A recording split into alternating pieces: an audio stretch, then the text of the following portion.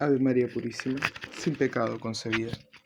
Hermanos, les hablo desde esta pequeña celda en la que me encuentro, eh, pidiéndoles perdón primero por no poder tener el cuarto encuentro del grupo de estudio tal y como lo veníamos teniendo, pero a cambio les ofrezco esta clase grabada para que no perdamos la costumbre y la tradición de encontrarnos cada 2 semanas y de hablar de Dios y de estudiar sobre Dios, y más con un tema tan hermoso e importante como es el que nos compete hoy.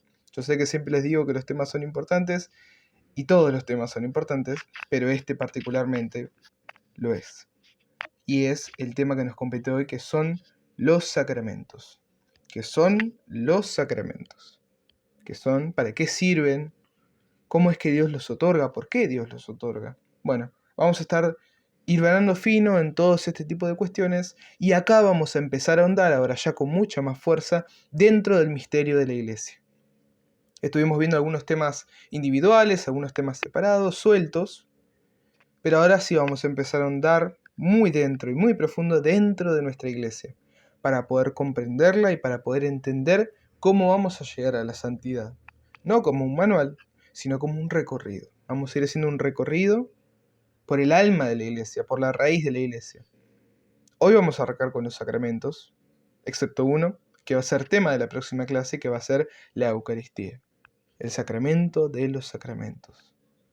Pero hoy vamos a ver el resto.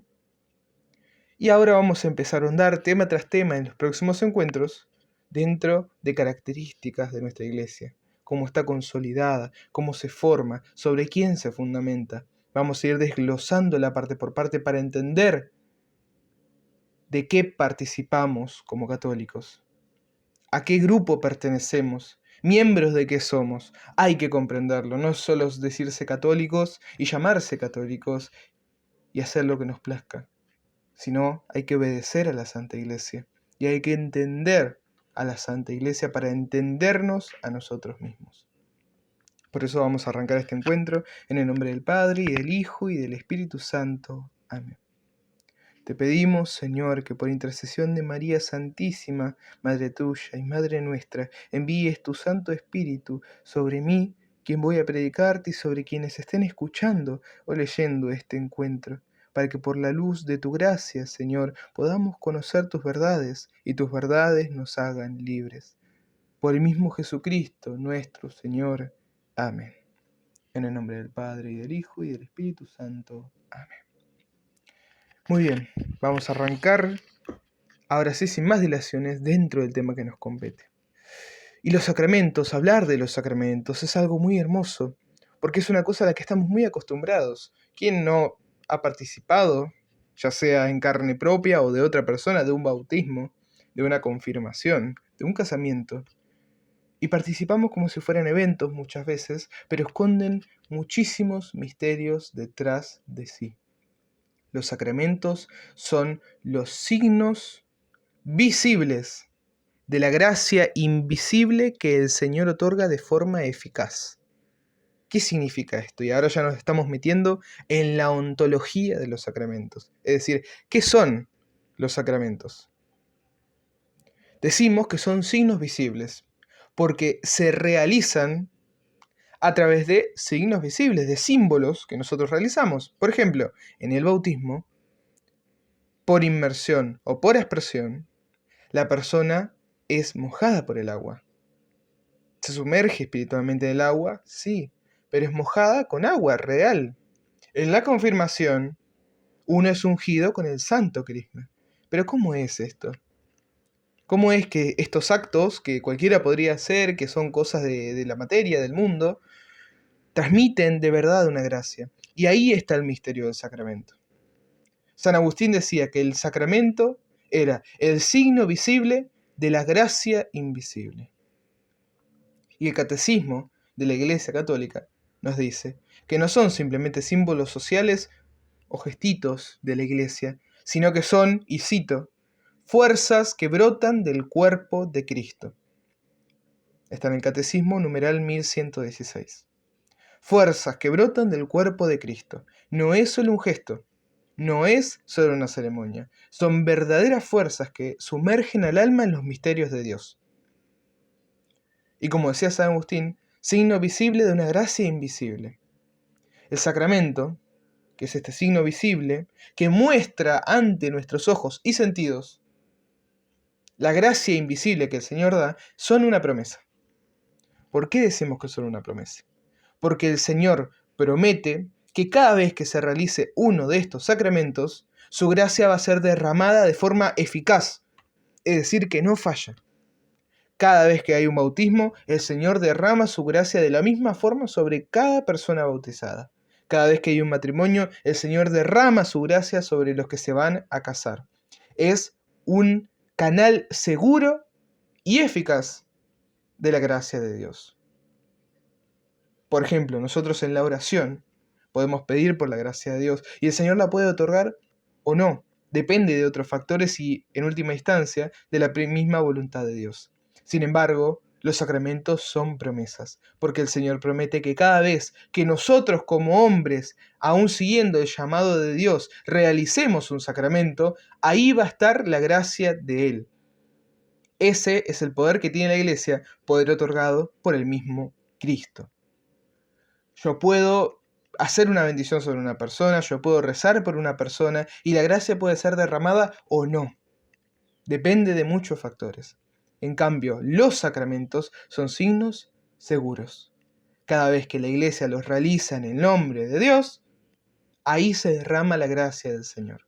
Son canales abiertos de su gracia santificante, que se derrama siempre y según lo prometido. Y el poder de los sacramentos no viene del ministro.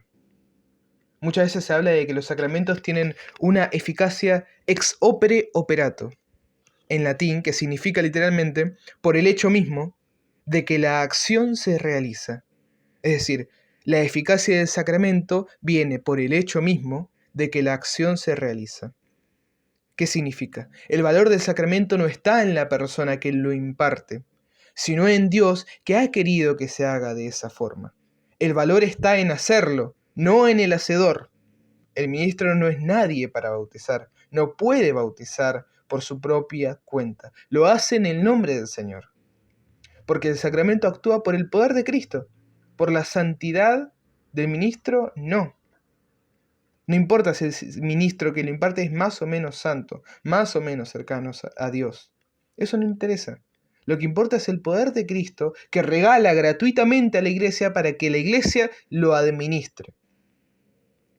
Así como el signo nos muestra físicamente una representación de lo que está sucediendo espiritualmente, el signo visible de la gracia invisible, así el sacerdote, obispo o diácono, el ministro que lo imparta, revestido de Cristo, es signo visible del mismo Cristo que otorga la gracia.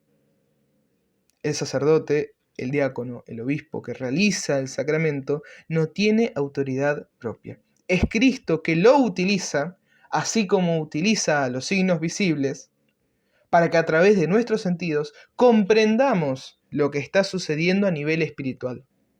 Porque a nivel espiritual no lo podemos reconocer como reconocemos en la vida los sucesos que nos pasan con nuestros sentidos. Por eso es que cada sacramento tiene un signo visible. Y el que lo imparte también es un signo visible del mismo Cristo que lo otorga. Si pudiéramos ver la realidad espiritual, no veríamos a un sacerdote, diácono u obispo. Estaríamos viendo a Cristo. Y no estaríamos viendo un signo visible con los ojos de la fe, sino que estaríamos viendo la gracia que viene a nuestras almas. Por eso es que, por decir un ejemplo, un sacerdote que esté en pecado mortal, que bautiza, no quita la eficacia de ese bautismo. El estado del sacerdote, a nivel espiritual, sea que esté en estado de santidad, en gracia de Dios, o en estado de pecado, no influye en el sacramento impartido, de ninguna manera. Y esto es fundamental comprenderlo. Esto es fundamental. Porque si nosotros le otorgamos el más mínimo juicio a ese sacerdote, si nosotros pensamos que el sacramento es por lo menos apenas un poco más o un poco menos válido, por la santidad del sacerdote, lo que estamos haciendo es quitarle el poder a Dios. Le estamos quitando el poder al Señor de otorgar su gracia. Y nos estamos confundiendo. Por eso es muy importante entender que es Dios el que imparte el sacramento, usando al sacerdote como símbolo. Y los signos que nosotros usamos, como en el bautismo, es el agua. Dios no va a permitir nunca que nuestras propias miserias bloqueen su gracia, que Él la entrega gratuitamente. Él la entrega gratuitamente para que nosotros podamos acercarnos a Él. Y también hay que entender que en estos sacramentos que la Iglesia imparte hay una utilidad pedagógica. El hombre es un ser de sentidos, comprendemos las cosas a través de los sentidos. Los ojos espirituales, los ojos de la fe, son cosas que vamos a ir desarrollando durante esta vida, en el fortalecimiento del espíritu. Pero todos entendemos por los sentidos lo que nos pasa. Por eso necesitamos, sobre todo cuando recién estamos comenzando en la fe, el agua, el aceite, el pan, que representan esas realidades espirituales que están sucediendo verdaderamente. Dios se adapta y desciende de su gloria espiritual a nuestra naturaleza sensible para enseñarnos esas realidades invisibles. Dios constantemente va a bajar de esa gloria que Él tiene. Lo vemos en la encarnación. Cristo abandona la gloria del Padre para hacerse hombre y salvarnos. Dios encuentra su gloria y cifra su gloria en el amor. Es por eso que va a hacer todo lo que haga falta para que nosotros comprendamos la realidad divina. Comprendamos que necesitamos de la ayuda de nuestro Creador, porque para eso fuimos pensados. Y ahí podamos volver a Él a través de los medios que Él impartió y prometió para encontrarnos en su alma. Los sacramentos son los signos eficaces que la Iglesia tiene como promesa para acercarnos a Dios. Si no, viviríamos en un mar de dudas, sin terminar de comprender si el Señor nos otorga o no su gracia. Es por eso necesario la promesa del sacramento. Y pretender llevar una vida espiritual sin sacramentos es una quimera. Porque hay algunas excepciones, sí hay algunas excepciones. Por ejemplo, misioneros que de repente se ven encerrados o prisioneros de alguna nación que no es católica o que no practica grandemente la fe católica y que de repente pasan años sin poder comulgar, sin poder confesarse. Son excepciones que Dios prevé. Pero también Dios prevé que la gran masa de su pueblo utilicemos los sacramentos que Él nos da, porque es a través de ellos que principalmente nos santificamos. Nosotros podemos buscar la santidad en el día a día, en nuestros actos, en nuestras oraciones, en nuestras súplicas, en nuestros rezos. Pero el Señor nos dice, pueden hacer todo eso, pero el lugar en donde yo les prometí la santidad y aún la otorgo es en los sacramentos. Por eso es que tenemos que tenerlos en altísima estima, por sobre cualquier otro medio de santificación. No podemos darle más prioridad a la oración que a un sacramento. No podemos darle más prioridad a la caridad que a un sacramento. No podemos darle más prioridad el llevar una buena vida que al sacramento. Y por eso que los domingos las iglesias están vacías, porque nos olvidamos la importancia de los sacramentos, porque no lo reconocemos como lo que son. Queremos hacer nuestra propia vida, forjar nuestros propios caminos a Dios, y no podemos forjar caminos a Dios más de los que Él dispuso, porque no somos nadie. Y volvemos a lo que hablábamos de los sacerdotes. Ellos no lo hacen por su propia eficacia, por su propio poder, sino que es Dios a través de ellos. Y si es Dios a través de ellos, de un sacerdote, ministro ordenado del Señor, ¿cómo vamos a pretender nosotros llegar a Dios forjando caminos que no son los que Él dispuso? Y esa es la importancia de los sacramentos. Son los caminos que el Señor dispuso para llegar a Él. Por eso tiene que estar el sacramento por encima de cualquier otra práctica dentro de nuestra vida. Por eso es que decimos que la misa es la mejor oración y que la Eucaristía es el pan bajado del cielo. Por eso decimos que la Eucaristía es el cielo en la tierra. Porque es la comunión perfecta en Jesucristo que nos hace hijos del Padre. Nada se compara a la Eucaristía, ni aunque rece todo el día, ni aunque me dé entero en obras de caridad, ni aunque viva en extrema pobreza. Nada se compara a la Eucaristía. A la Eucaristía, que es el sacramento de los sacramentos. Y repito, vamos a hablar de la Eucaristía en la próxima clase, porque no nos entra junto con estos temas. Pero así con la Eucaristía, el resto de los sacramentos también tienen una importancia y una dignidad sagrada.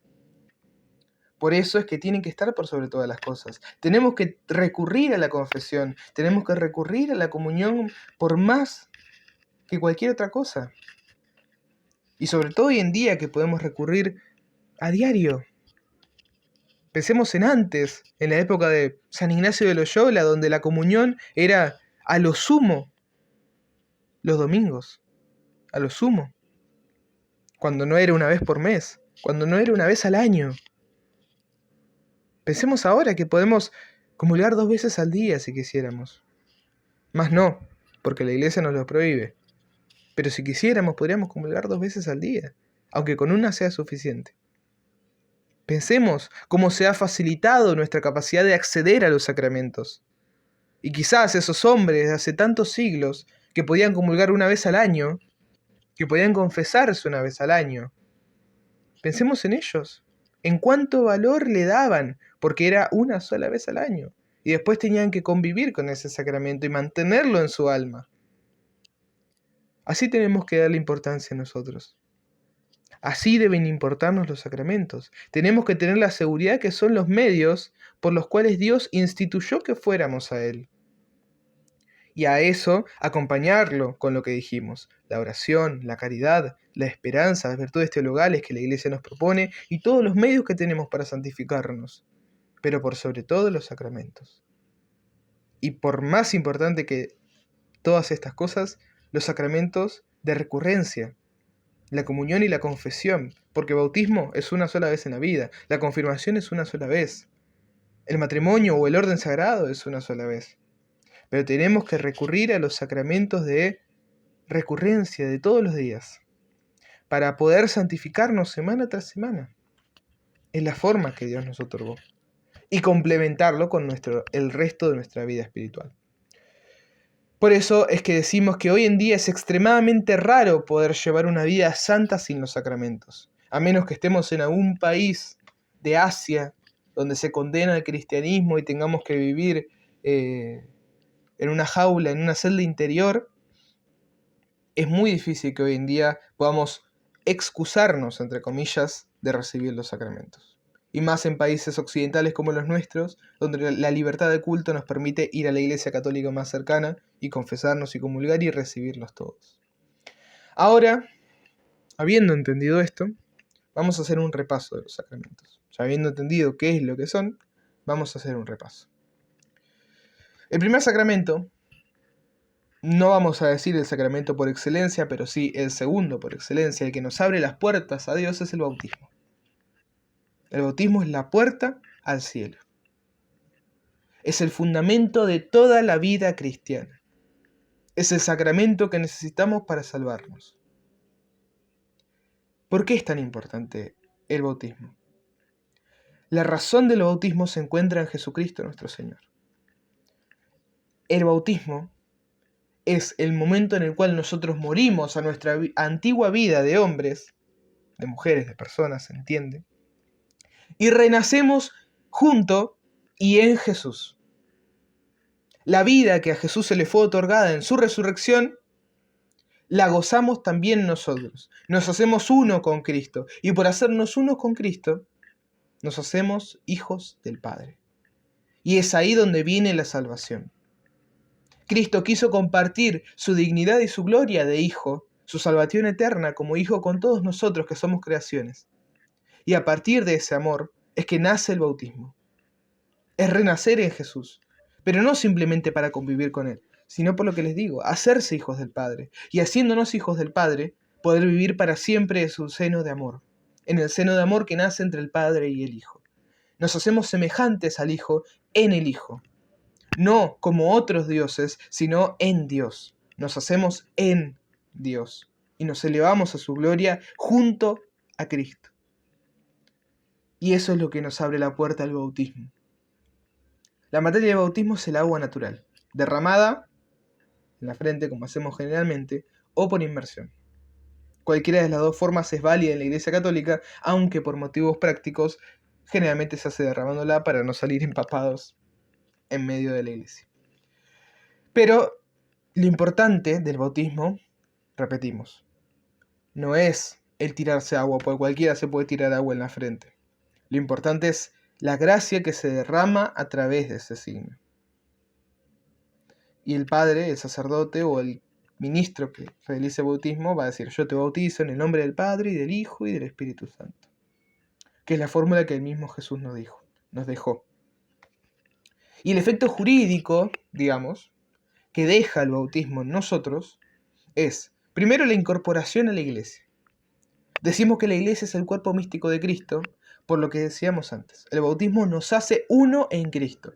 Renacemos en Cristo y gozamos de Cristo, de los derechos de Cristo, del amor de Cristo. Nos hacemos uno en Él, nos fusionamos en Él, en cuerpo y en espíritu.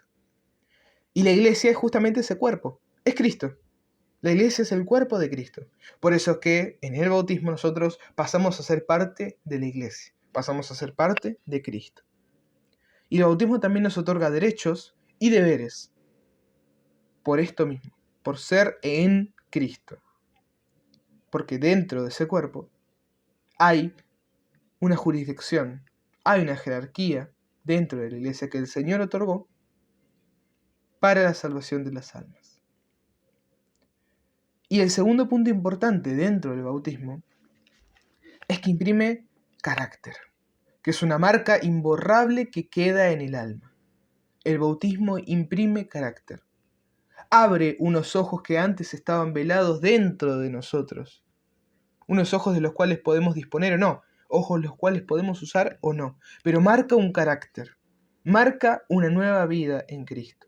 Deja una marca no solo en el espíritu, sino en la personalidad, en la psicología, en nuestra mente, en nuestra razón.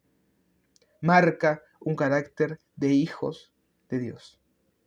Por más que después nosotros rechacemos el bautismo o rechacemos a Dios, sigue estando ese carácter que va a ser para siempre, una marca perpetua de hijos de Dios.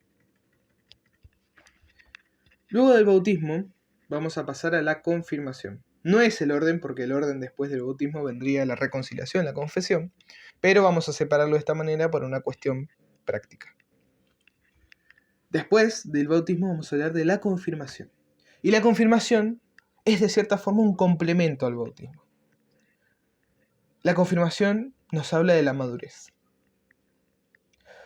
La naturaleza del sacramento de la confirmación es la de perfeccionar y elevar la gracia bautismal.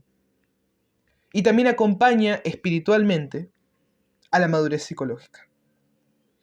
En el bautismo nos hacemos unos en Cristo. La confirmación es el sello de que nosotros comprendemos esa conversión. Nos da la madurez espiritual para que junto a la madurez psicológica, que estas dos vayan de la mano, nosotros podamos crecer como adultos en Cristo.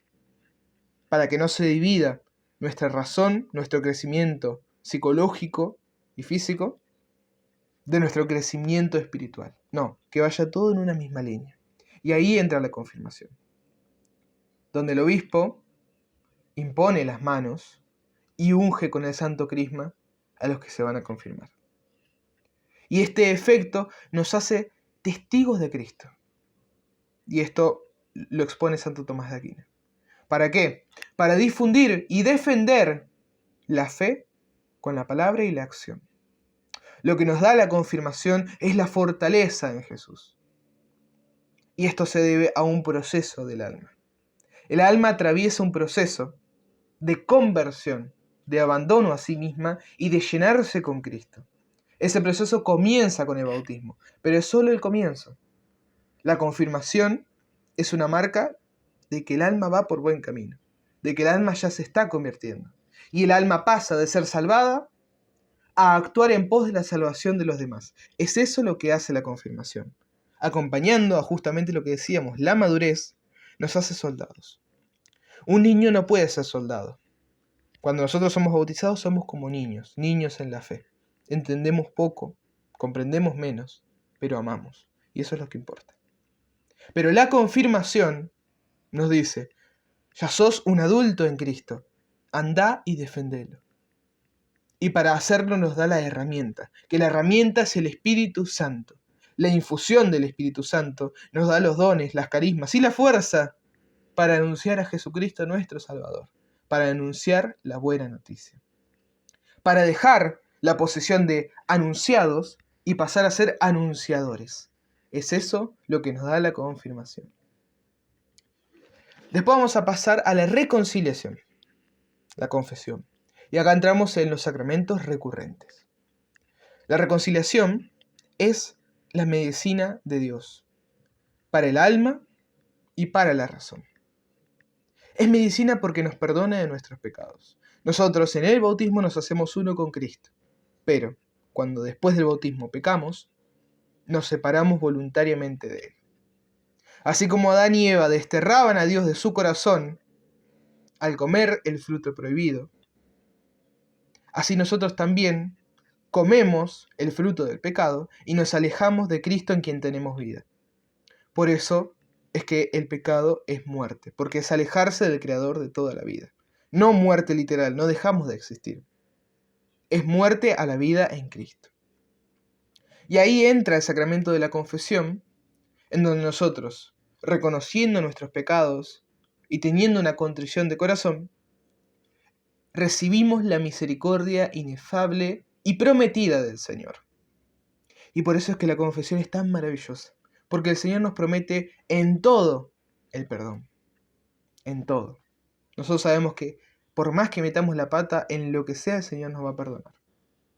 Y solo nos exige un par de cosas. Exigir en el sentido pedagógico. Nos pide, hace esto, esto y esto. ¿Para qué? Para no volver a pecar. Porque si yo me equivoco y el Señor me perdona gratis sin decirme nada, yo voy a volver a pecar. Porque no encuentro peso en mis acciones. Y es ahí donde entra la contrición y la confesión. Si nosotros no confesáramos, no dijéramos nuestros pecados, que gracias a Dios nos dan vergüenza, que gracias a Dios nos pesan, no cambiaríamos. No tendríamos conciencia del peso de nuestras acciones. Es por eso que el sacramento de la confesión es muy pedagógico. Es sumamente pedagógico. Porque no solo sana el espíritu en el sentido del perdón de los pecados, sino que sana el alma, reparando el daño que el pecado hizo en nuestro corazón. Por eso es que tiene esta doble dimensión de sanar, esta doble dimensión de curar las heridas. Cura las heridas del espíritu, de este alejamiento que tenemos de Cristo en quien tenemos la vida, y cura las heridas del corazón que nos deja el pecado, porque ante todo el pecado daña al corazón, porque es alejarse de Dios, que es fuente de toda bondad y de todo amor. El pecado daña al corazón. Y no solo daña al corazón, daña a la iglesia. San Juan Pablo II, en Reconciliatio et Paciencia, explica que todo el pecado personal, además de ofender a Dios y dañarme a mí mismo, tiene una repercusión social. Es decir, daña a la iglesia. Por eso es que el efecto de la reconciliación es con Dios y con la iglesia. Nos reconciliamos con Dios como hijos suyos en Jesucristo y nos reconciliamos con la iglesia como hermanos en Cristo de ella. Y además nos sana el corazón. Entonces podríamos hablar de un triple efecto de la confesión. Una reconciliación con Dios, con la iglesia y una sanación del espíritu, del corazón. Y es necesario, porque si nosotros queremos tener vida en Cristo, no podemos fragmentar nuestra alma entre la parte que peca y la parte que no peca, entre la parte que ama y la parte que no ama. Por eso es tan necesario la confesión recurrente, porque nos hace no solo volver a Dios, sino que nos da un instrumento pedagógico de comprensión. Nos hace ver con claridad el peso de nuestras faltas, para que así, transformada la razón en Jesucristo y transformada la mentalidad en Él, la metanoia, comprendiendo nuestros pecados, pueda imponerse nuestra razón, nuestra voluntad sobre nuestras acciones. Y es ahí donde nosotros cambiamos. que somos como odres y nos vaciamos para llenarnos de Jesucristo. Hacernos odres nuevos. Cada vez que nosotros nos confesamos, nos hacemos un odre nuevo. Pero si no nos confesamos, el vino nuevo entra en el odre se rompe y el vino se desperdicia. Si nosotros vamos a comulgar sin estar en estado de gracia, somos odres viejos, y cuando Cristo cae en nosotros se cae. Revienta el odre, revienta nuestro espíritu y Jesucristo se cae. Y no lo aprovechamos. Más allá de que ofendemos al Señor y rompemos el corazón del Señor. Porque el pecado entristece a Dios. Así como nos entristece al que ama. Porque el que ama se entristece de ver al amado sufriendo. Y el Señor nos ama a todos. Quitando la ofensa que es ir a comulgar sin estar en estado de gracia, es terriblemente perjudicial para nuestra alma. Porque abre aún más los agujeros de ese odre viejo que nosotros somos. Por eso es que cada vez que nosotros vamos y nos confesamos, el Señor nos constituye de nuevo en Jesucristo, nos hace odres nuevos, y así, siendo odres nuevos, podemos llenarnos del vino nuevo del Señor. Y ahí sí, volver a tener vida en Él. Después vamos a pasar a la unción de los enfermos, que es, quitando la Eucaristía, la cual no vamos a hablar hoy, el último de los sacramentos de recurrencia. Si bien este es menos recurrente, no es para toda la vida, es un sacramento de alivio. Es un sacramento de piedad, de misericordia, pero diferente a la confesión. La confesión está ordenada a la conversión. Dios nos misericordia, como decía el Papa Francisco, Dios nos perdona porque nos ama. Pero el sacramento de la confesión está ordenado a la conversión de la cabeza, de la mentalidad, para que podamos ver la realidad espiritual por sobre la realidad terrena. Para que podamos ver el mundo con los ojos de Jesucristo en vez de con nuestros viejos ojos, y así ver el pecado. Sin embargo, la unción de los enfermos tiene una función de alivio. Está ordenada a la misericordia del corazón.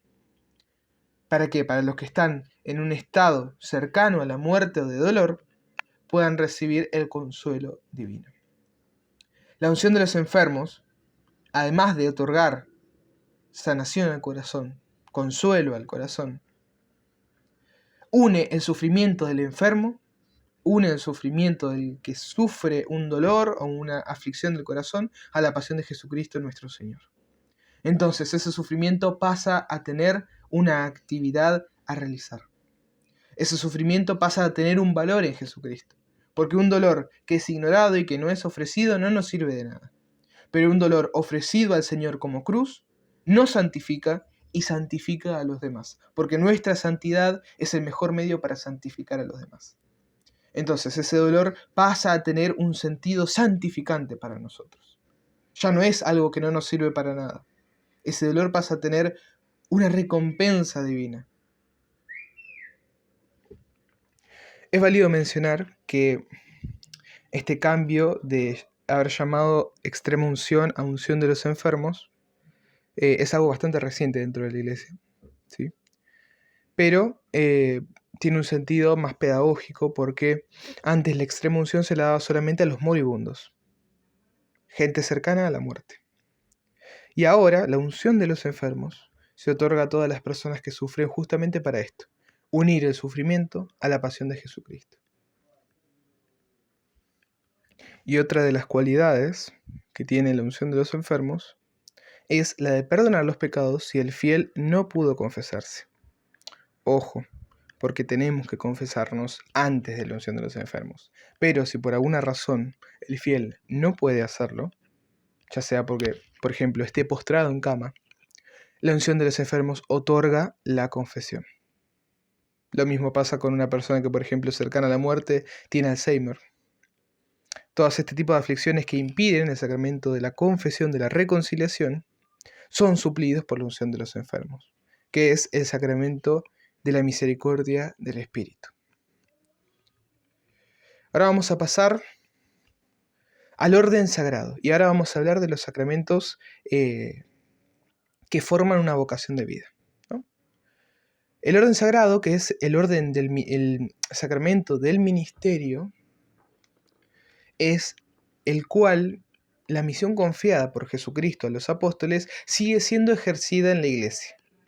Dentro del pueblo, que ya es un pueblo sacerdotal, porque somos un pueblo sacerdotal en Jesucristo, son los ministros de los misterios de Dios. Son los encargados de llevar adelante las tareas que justamente el Señor les da a los apóstoles. Dentro del orden sagrado tenemos los grados, que son el episcopado, el sacramento en plenitud, que son los obispos, y el sumo pontífice, que también es un obispo, el obispo de Roma. El presbiterado, que son los colaboradores del obispo, sus delegados. Y el diaconado, que es un sacramento de servicio. Son servidores del ministerio de la iglesia. Son servidores de la jerarquía de la iglesia. Este sacramento solo puede ser otorgado a varones bautizados para que reciban válidamente la sagrada ordenación. Esta es una verdad que la iglesia no tiene autoridad para cambiar, porque vemos reflejado en Jesucristo que eligió solo a hombres para su ministerio. Y es de ahí que la iglesia toma, dentro de la tradición, la necesidad de que solamente sean varones los que reciban el orden sagrado, por disposición divina. Porque se entiende que así lo quiso el Señor cuando solamente llamó a hombres para el apostolado. Y finalmente está el sacramento de la Eucaristía, que repito, lo vamos a ver la clase que viene porque da para una clase entera. Y por último, un poquito separado de lo que son el resto de los sacramentos, vamos a hablar del matrimonio. Y en el matrimonio vamos a profundizar porque dentro del grupo de estudio hay muchas personas que son miembros de grupos de reparación matrimonial, así que me parece propio también hablar de este sacramento en profundidad, no solo por eso, sino también porque es posiblemente el sacramento más atacado y corrupto que hoy en día la iglesia tiene. No por la iglesia claramente, sino por los hombres que no lo comprenden. El matrimonio no es un invento humano, es un diseño divino. San Pablo lo va a llamar un gran misterio en relación a Cristo y a la iglesia, en Efesios 5:32. Y es un misterio porque nos habla del mismo diseño del hombre. El hombre fue creado varón y mujer, y fue creado para la unión. Y la finalidad del matrimonio, primero, es el bien de los cónyuges, el amor unitivo, pero no el bien como el mundo lo entiende. No el bien de bienestar, no el bien de sentirse acompañado, no. El bien del que hablamos es el bien de la santidad. El fin del matrimonio es la santidad de los cónyuges, porque eso es lo que buscamos. El bien de los santos es la santidad, es la unión en Jesucristo, no el bienestar que el mundo habla. No el placer, no el amor, no la felicidad, no el orgullo, no la suficiencia. No, la santidad es el bien del hombre en Cristo. Por eso es que el fin primero del matrimonio es el amor unitivo que acerque a las dos almas unidas en una sola carne al Señor. Y el segundo fin del matrimonio es la procreación y la educación de los hijos.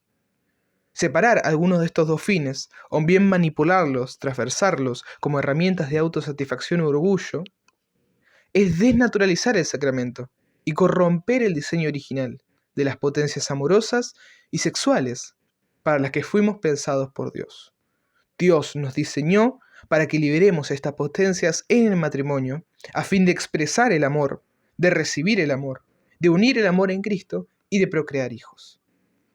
Es el sacramento de la continuación del hombre, en el amor y en la descendencia. Por eso es que el corromper esto, el buscar algo por fuera de esto para lo que Dios creó el matrimonio, es corromper el sacramento.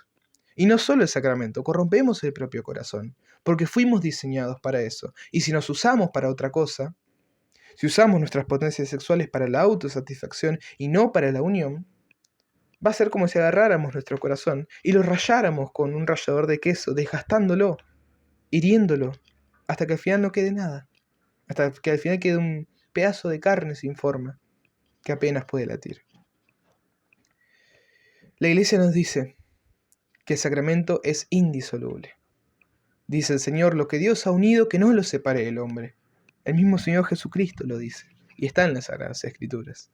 El matrimonio no es un contrato revocable que uno puede deshacer cuando se le da la gana. Es una alianza irrevocable para con el Señor. Es una promesa de ambas partes para con el Señor, tan válida como la misma promesa con el mismo Dios. Es una cosa a la cual ambos sujetos se comprometen a realizar, no por el bien común, no por el propio bienestar, sino en relación a Dios. Y ahí es cuando se corrompe el sacramento. Cuando creemos que el matrimonio depende de la felicidad y del bienestar, depende de que estemos bien. Pero el sacramento del matrimonio no depende de que estemos bien, depende de nuestra relación y de nuestra promesa con Dios. El matrimonio está ordenado a la santidad, así como todo el resto de sacramentos. Si nosotros lo utilizamos para buscar otra cosa, es una consecuencia lógica que no le encontremos el sentido y que se termina rompiendo la relación. Y es lo que hoy vivimos. Hoy en día está lleno de matrimonios fallados, de matrimonios que no funcionan, de matrimonios separados, por esto, porque no se buscó a Dios. Se hizo como una mera política, se hizo para realizar el acto que sellaba un amor que parecía sincero.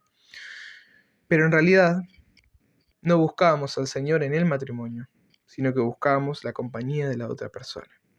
Cuando uno se acerca a la iglesia a casarse buscando más a la otra persona que a Dios, en realidad se está buscando a sí mismo, está buscando la propia complacencia. Si uno no está dispuesto a sufrir en el matrimonio, en amor a la promesa que se le hace frente a Dios, es lógico que falle, es la consecuencia lógica. Así como si uno peca, se aleja del Señor, si uno corrompe el diseño para el cual Dios nuestro Señor nos pensó en el matrimonio, no va a funcionar. Y ahí es cuando se producen los problemas. Es una consecuencia lógica, se lo repito. No nos tiene que sorprender de que hoy en día esté lleno de matrimonios fallidos y haya tanta escasez de matrimonios que verdaderamente funcionan. Porque nos buscamos a nosotros mismos en vez de buscarlo a Dios. Porque amamos más a la otra persona que al mismo Dios. Si en el sacramento no se ama más a Dios que a la otra persona, va a fallar. Es así. Es lo que pasa. No nos tiene que sorprender. Y si hacemos un análisis de la realidad moderna, ¿qué es lo que está pasando hoy la Iglesia? La verdad objetiva. Vamos a ver que está lleno de uniones ilegítimas, ¿no? Esta convivencia civil, casado, separado y vuelto a juntar. Un clásico. Hoy en día se ve en todos lados. Pero teológicamente vivir juntos sin matrimonio es vivir en estado de pecado público y objetivo. Falta el consentimiento formal ante Dios y la comunidad. No son nada. Es lo que hablábamos al principio. Querer preparar nuevos caminos para llegar a Dios de nuestra forma. Decirle al Señor, no voy a recorrer los caminos que vos diseñaste para mí, sino que quiero ir a vos como a mí se me ocurre. Entonces, armo mi propio camino para llegar hacia Dios como a mí me va pareciendo. Y ese camino, hermanos, se los aseguro, nunca, nunca, nunca lleva a Dios. Solo Dios puede armar un camino para que podamos ir a Él. Y lo que vemos, no existe este matrimonio a prueba, ¿no? Esto de, bueno, vamos a vivir juntos y si sale, sale. No, no, el amor no es así. Esto no es así. Y esto se confunde mucho, porque pensamos que el matrimonio depende del amor. Pensamos que el matrimonio es un papeleo para firmar el amor que nos tenemos, y no es así. El matrimonio es una promesa ante Dios. Una promesa de convivir juntos y vivir como una sola carne. El amor es algo secundario. Y qué fuerte lo que estoy diciendo, ¿no? Que en el matrimonio el amor sea algo secundario. Pero hay que decirlo así. No debería ser así. Pero me refiero al amor conyugal, no el amor divino, que es lo primero. El amor conyugal, la atracción sexual, es algo secundario. El matrimonio no pende de eso. Pende del amor a Dios y de la promesa que se le hace ante Él. Porque el matrimonio, la pareja que se une en sagrado matrimonio, forma una sola carne, forma un solo individuo. Así como nosotros formamos una carne en Cristo, o buscamos formarla. Y así, la pareja casada en matrimonio, siendo una sola carne, tiene que funcionar en pos del bien de la iglesia. Pero, si esa pareja funciona mal, no funciona en conjunto, no cumple la promesa con Dios y en última instancia no se ama, es como si este brazo mío quisiera hacer una cosa y este otro quisiera hacer otra. Es como si esta mano mía quisiera servir a Dios y esta mano mía quisiera servir al mundo. Así funciona un matrimonio roto. Y así no sirve a la iglesia. Se rompe el sentido del sacramento. ¿Por qué? Por lo que le digo. No hay conciencia de que es un compromiso primero con Dios y después con la otra persona. Porque ¿qué pasa? Cuando nos olvidamos de que el compromiso es con Dios, pensamos que la otra persona es descartable. Cuando yo me dejo de sentir bien, lo revoco y listo.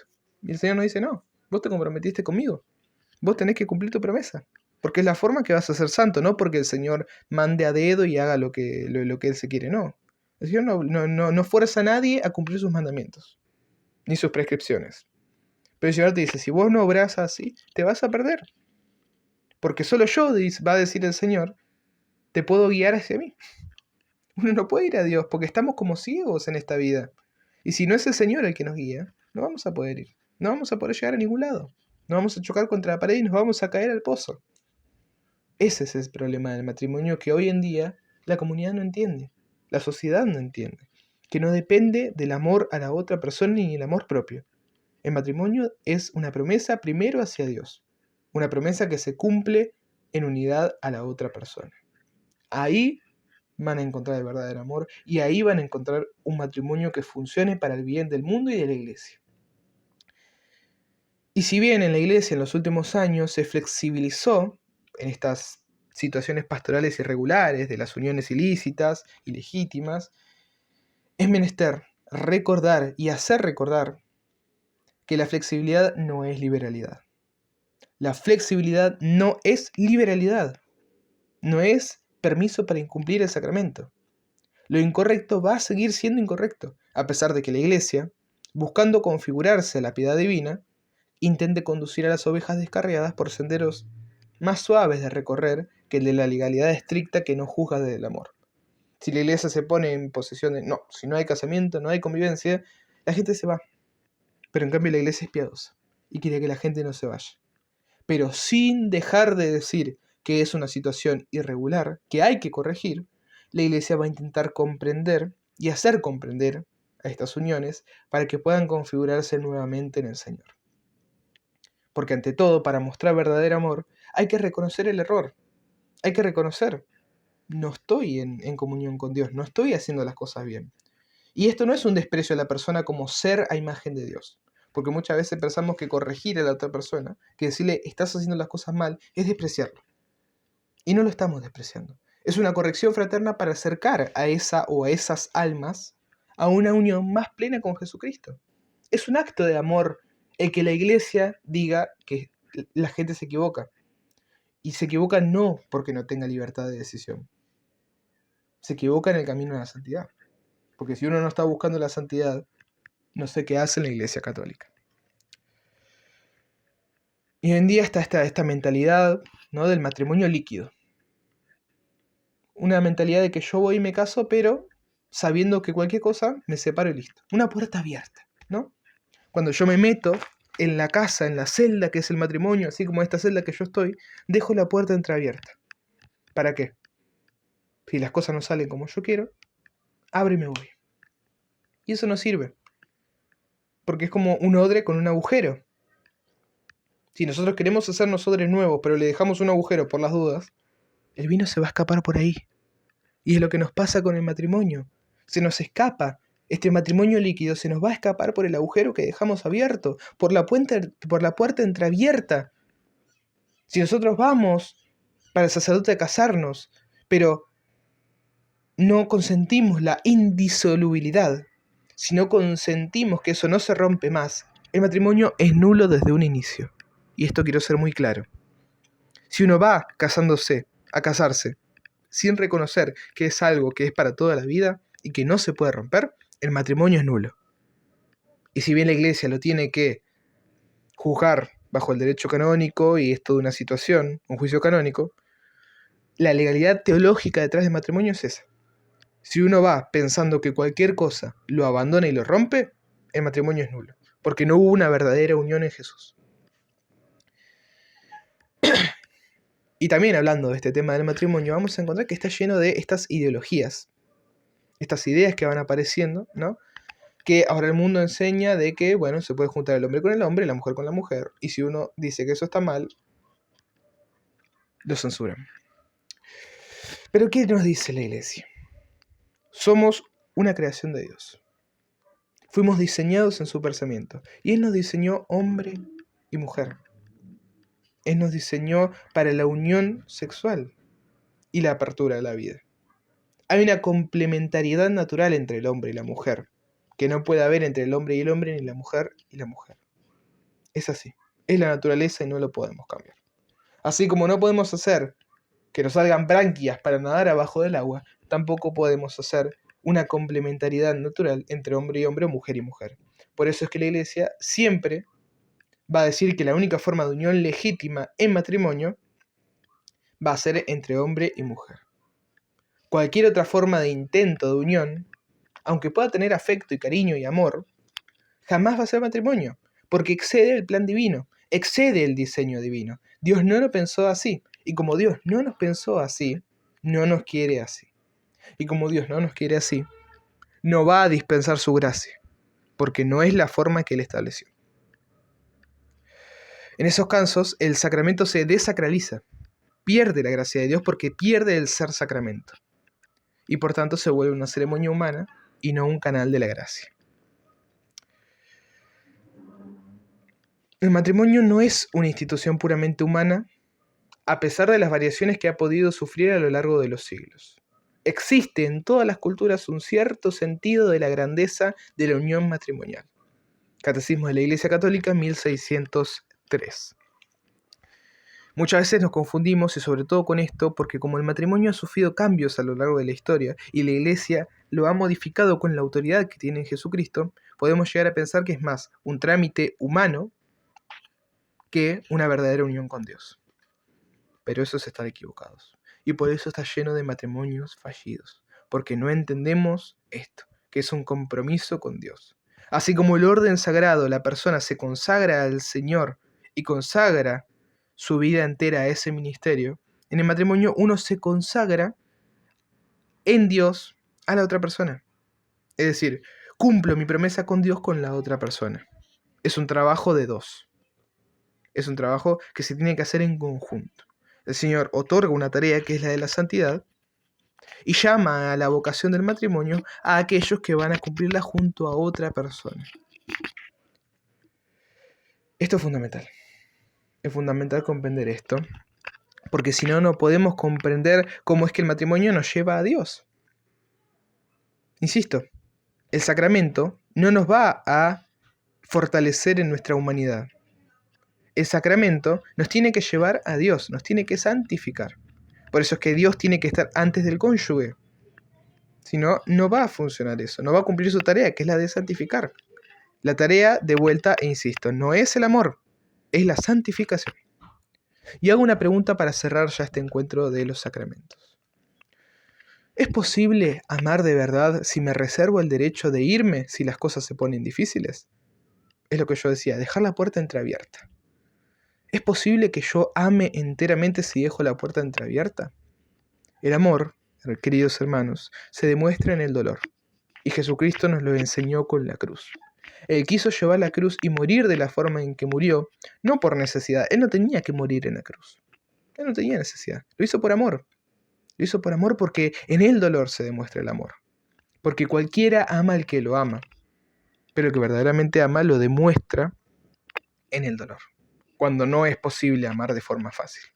Y es ahí donde también en el sacramento del matrimonio se va a demostrar el amor de un cónyuge al otro que se fundamenta en Dios. Yo amo a mi esposo o esposa porque amo a Dios y Dios me lo puso para que vea en él o en ella su imagen.